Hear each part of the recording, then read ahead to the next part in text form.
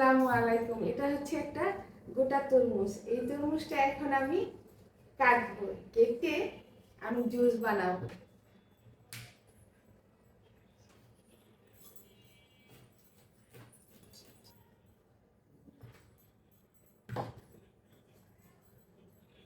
মাশাআল্লাহ, কালারটা সেই হয়েছে। এটা আমি এখন পিস পিস করে কাটবো। আমার তরমুজ কাটা, এই তরমুজ আর এই বরফগুলা দিয়ে আমি জুস বানাবো। এখন আমি স্টার্ট করছি জুস বানানোর জন্য।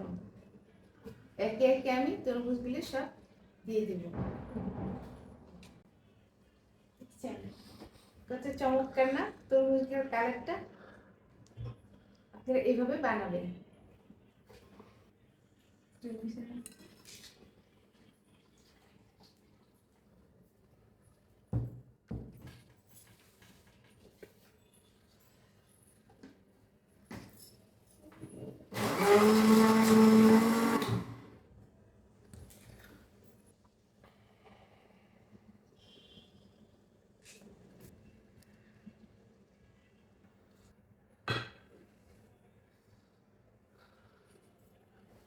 এখন আমি বরফ দিয়ে দিব। এগুলো হচ্ছে বরফ।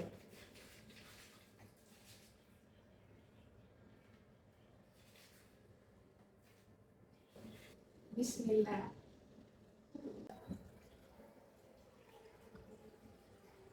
অনেক মজা হয়েছে, আপনারা এভাবে বানিয়ে খাবেন বরফ দিয়ে। আল্লাহ হাফেজ।